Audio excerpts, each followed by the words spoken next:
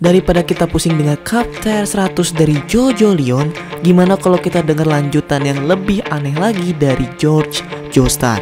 Semoga ini menghibur kita semua yang lagi bingung dengan Jojo Leon. Tanpa basa-basi lagi, mari kita menyaksikan apa yang terjadi berikutnya, dan selamat menyaksikan.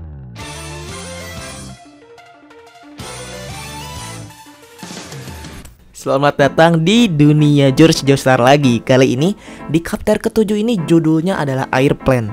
Nah, ceritanya di sini tuh si George Joestar, bapaknya Joseph, dia pindah ke England dan memulai hobi barunya, yaitu pesawat. Dia juga bertemu dengan Kenton, Steven, dan juga Darlington, di mana mereka adalah anak dari teman kakeknya George. Dan kebetulan juga mereka ini hobi pesawat-pesawatan. Jadi dengan mereka, si George ini mulai membangun pesawat. Tapi di tengah-tengah hal itu ia dipertemukan kembali oleh teman lamanya, yaitu Tsukumojo. Bagi kalian yang masih ingat dengan Tsukumojo ini harusnya udah mati di tahun 2012 di Morioh. Tapi dia sekarang berteleport lagi ke dunia asalnya. Tsukumojo ini sempat khawatir dengan keadaan George, tapi nampaknya George ini baik-baik saja dan Tsukumojo sangat lega dan bilang suatu saat nanti mereka akan bertemu satu kali lagi. Ya, si George juga kan bingung gitu.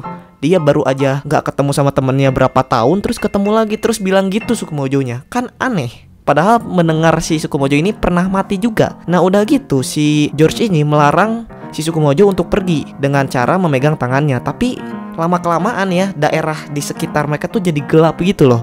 Terus udah gitu tangan si Tsukumojo ini lama-kelamaan berubah menjadi tangan Lisa-Lisa. Nah si George ini nampaknya berteleport ke Roma. Iya, kalian gak salah dengar.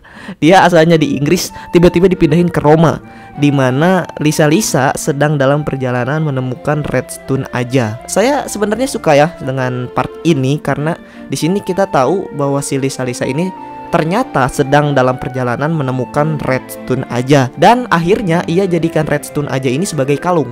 Kenapa dia bisa memakai kalung itu? Karena selain tugasnya itu melindunginya sampai mati, tapi ini sebagai bukti cintanya kepada George. Tapi yang anehnya di chapter ini itu ketika si George ngabarin ke rumahnya bahwa ia nyasar ke Roma, si Kenton ini yaitu temennya tiba-tiba mati. Dan matinya itu dibunuh oleh George katanya, dan digantung di atas jurang. Padahal kan ceritanya sekarang si George ini ada di Roma ya.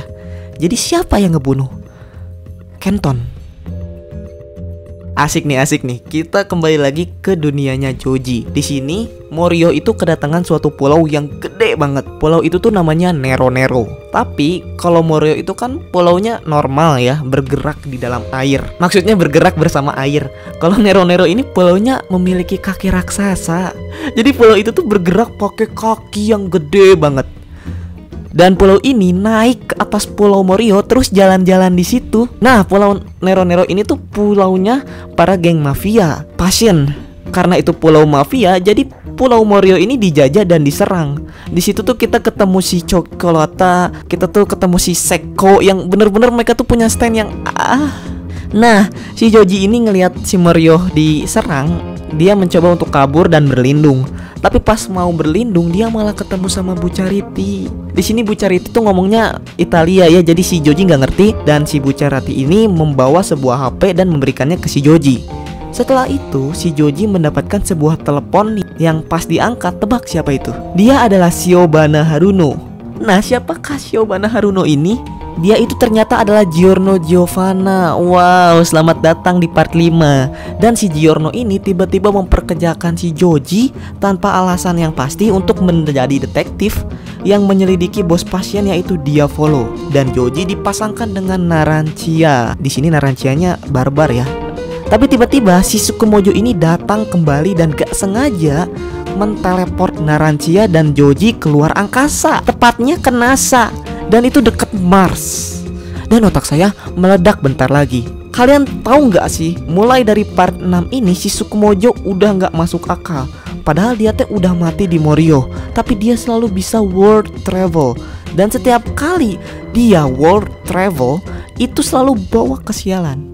Kita lanjut ke chapter 9, di mana chapter 9 ini berjudul The Cliff. Di chapter 9 ini kita kembali lagi ke George Joestar yang kini udah pulang dari Roma dan dia itu langsung dipenjarakan oleh bapaknya Kenton. Karena buktinya di sini sudah kuat dan di sini George ini nggak bisa ngelawan apa-apa. Jadi mau nggak mau dia dipenjara. Dan di penjara si George ini nggak sendiri, tapi ditemenin oleh Lisa. Enak kan? Bayangin kalau kalian di penjara tapi malah ditemeninnya sama selingkuhan. Bayangin aja dulu. Nah, setelah beberapa lama di penjara, si George ini akhirnya keluar dan disambut oleh keluarga Joestar dengan hangat. Si George ini jadi sad boy parah beberapa bulan ini. Tapi berkat motivasi dari Lisa, dia akhirnya menemukan hobi baru, yaitu mobilan. Dan setelah beberapa bulan kemudian, si George ini dikagetkan karena dia disamperin oleh Darlington, yaitu kakaknya dari si Kenton sama Steven. Si Darlington ini nemuin bukti baru dan kuat bahwa si George ini pembunuhnya. Tapi di sini Penelope ini nggak sengaja ngedengar pembicaraan dari mereka dan marah dong. Iya, gimana nggak marah? Walaupun bukan saudara, tapi si Penelope ini pernah diselamatkan oleh George. Dia terus ngamuk sambil ngeluarin stand-nya, yaitu Wound.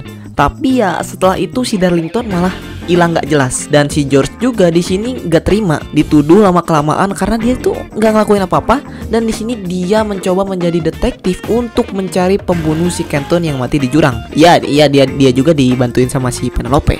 Dan karena nggak jelas juga, akhirnya tiba-tiba kita terjadi time skip. Dan 1 tahun kemudian si George ini kembali ke hobi awalnya, yaitu pesawat, dan menjadi pilot. Yang tiba-tiba saja pilotnya ini atau dianya ini terjun langsung ke perang dunia ke Jepang.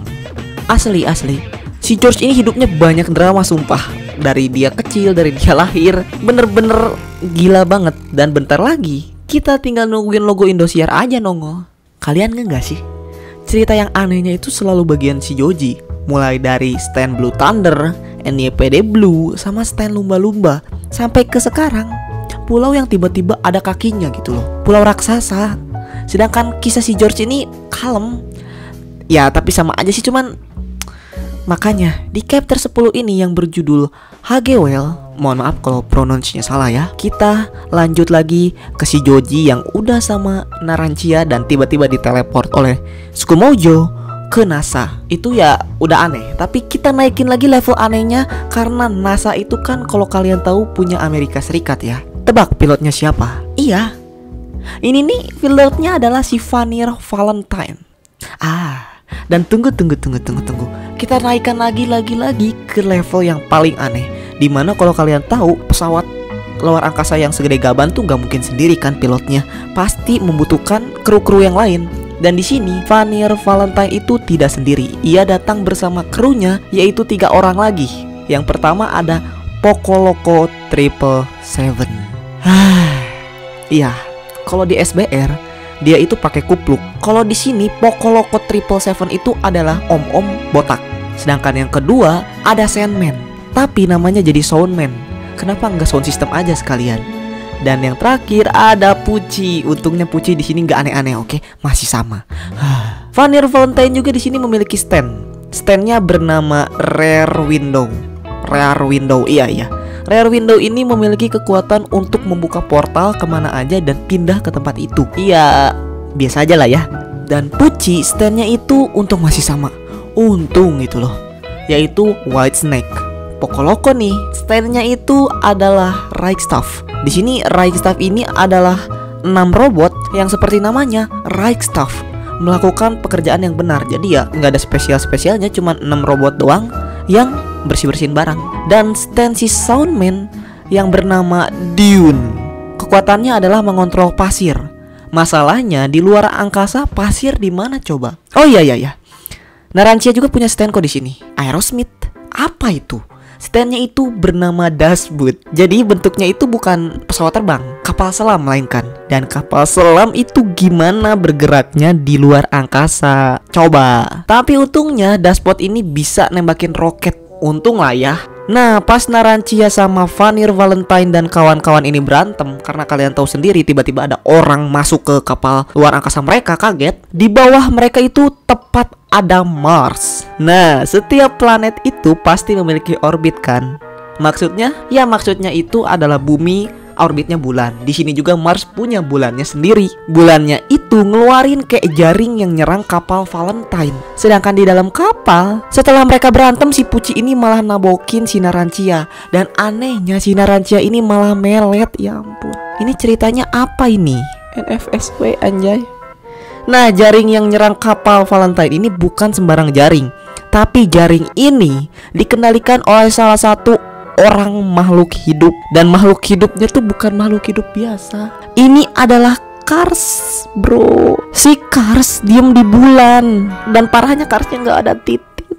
Cars kemana? Bodoh amat lah sumpah. Itu tuh bukan bulan, bro, ternyata, melainkan mata. Nah, si bulan itu ngebalik kan. Dan pas ngebalik bentuknya mata kayak mata manusia melotot gitu. Melihat itu, si Narancia itu menyerang mata itu pakai dashboardnya. Karena serem dong, tiba-tiba di luar angkasa ada mata kan. Ya diserang aja sama si Narancia. Pucci, Narancia, Soundman, sama si Pokoloko 777 pergi nih ke Mars buat ngajak damai lah ke si Cars. Tapi tanpa disadari, mereka semua, si Vanir Valentine ini berkhianat dan mencoba membunuh mereka semua dengan stand-nya. Dia adalah imposter. Si Soundman ini berhasil selamat dengan menggunakan semua pasir di Mars. Jangan tanya saya Mars punya pasir atau enggak. Dan coba balik ke si Vanir Valentine, tapi akhirnya dia meninggal. Sisa 2 lagi nih. Soalnya Pokoloko 777 ini udah mokat ya, udah meninggal. Si Narancia sama si Pucci selamat akhirnya. Dan mereka menyerang Vanir Valentine yang mau kabur dengan menggunakan kapal luar angkasa yang kayak pod gitu loh, yang kecil, untuk melarikan diri. Tapi dengan kekuatan dashboard, si Vanir Valentine ini gak bisa kabur. Nah, si Joji yang sama si Narancia yang selamat membawa Pucci yang sekarat menuju kapal luar angkasa yang rusak nih. Nah, mereka panik nih. Karena kalian tahu sendiri si dashboard ini, stand dari Narancia, nggak bisa ngebawa mereka pulang ke bumi ya. Saya bilang sekali lagi, kapal selam gimana kerjanya di luar angkasa, nggak akan bisa. Tapi tiba-tiba si Cars ini nyamperin dan bilang dia bisa memperbaiki pesawatnya. Dan pesawatnya di sini bernama Hagewell. Itu menjelaskan kenapa judul dari chapter 10 ini Hagewell ya. Nah, si bulan tadi ya yang berbentuk mata itu pecah. Hancur, tiba-tiba hancur. Dan setelah hancur, semuanya itu partikel-partikelnya berubah menjadi 36 Cars. Bulan itu sebenarnya adalah 36 Cars, 36 batang bersatu menjadi bulan. Nah, si Cars ini memanggil teman-temannya dan semua Cars itu bersatu menjadi kapal luar angkasa dan menyelamatkan mereka semua. Ini yang kalian tunggu kan? Hah? Nyari 36 Cars yang ada di Mars ini.